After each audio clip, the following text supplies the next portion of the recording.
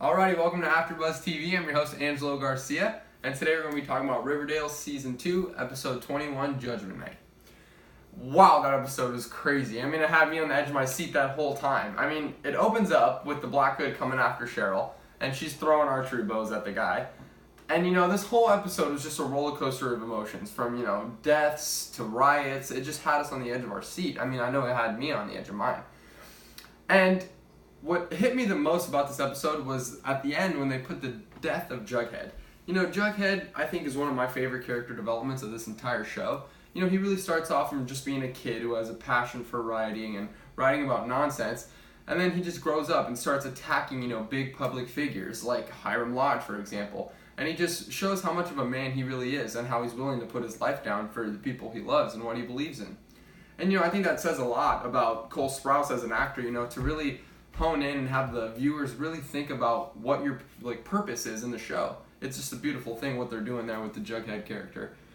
And I think there's a lot of loose ends with how he died. I don't think it's going to be the last of Jughead.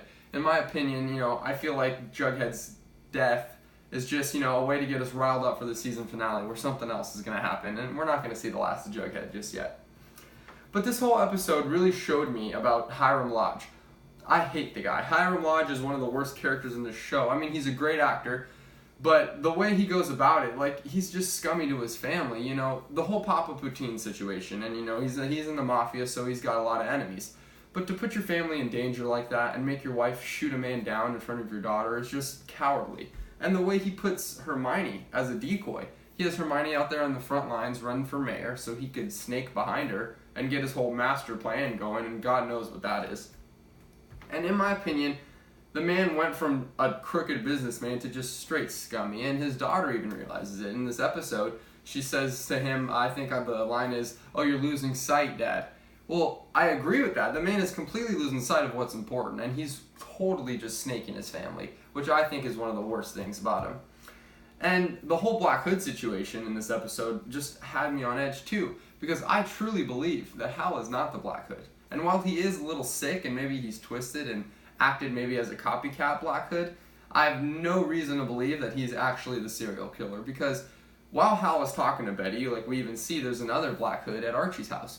So there could be 10 Black Hoods running around, there could be 20, we don't know. So maybe Hal is just taking the rep so he can go down for it, and maybe he's being manipulated by someone. We don't know who actually is the Black Hood just yet, in my opinion. But Hal says he is. And Hal also tells Betty that she has some darkness in her, just like their family. Their family was committing all these murders, and they have some darkness in them. And I don't know, through the whole season, I always had a feeling that Betty had something going on with her. And, we see her, squeezing her hands, and she gets bloody from her nails. But I always thought maybe it was just her being timid. She's just a shy, schoolgirl, and she just had a lot to say, but she didn't know how to express it. But now as the season progresses and we see Hal say, we all have this darkness, our family has this darkness, can we presume that Betty is going to be a monster too? Are they going to use her character development in a bad way, in a negative way, and put her as maybe the next Black Hood? Lord knows.